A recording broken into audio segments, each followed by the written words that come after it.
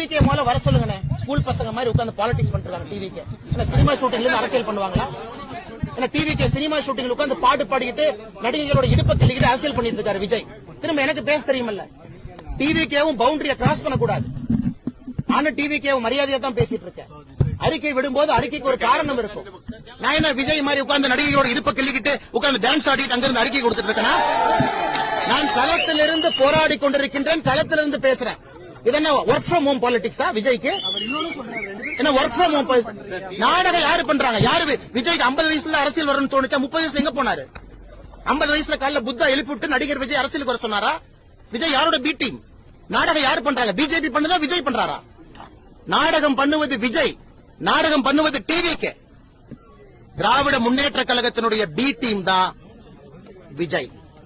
இன்னைக்கு நான் ஆணித்தரமா உறுதியா சொல்றேன்.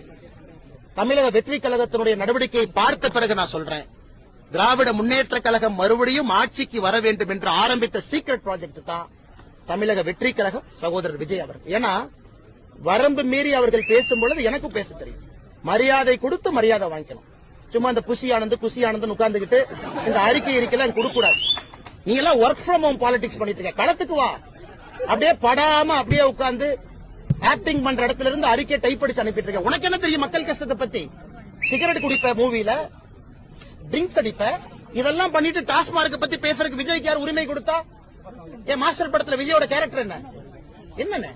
சும்மா ஒரு குல்லாவை போட்டுட்டு நான் மைனாரிட்டி பக்கம் இருக்கேன்னு ஒரு நாள் இஃப்தார் வச்சுட்டு எல்லாம் வந்துருமானே? எனக்கு பேச தெரியும். அந்த அறிக்கை எல்லாம் இந்த குசி ஆனந்தெல்லாம் கரெக்டா லிமிட்ல வச்சுக்கணும். சும்மா எங்க பக்கத்துல வச்சுட்டு இந்த ஒர்க் ஃப்ரம் ஹோம் பாலிடிக்ஸ் பண்ணிட்டு சின்ன பசங்க மாதிரி பாரதிய ஜனதா கட்சிட்டு சண்டை போடக்கூடாது. இன்னைக்கு நடந்து போராட்டமே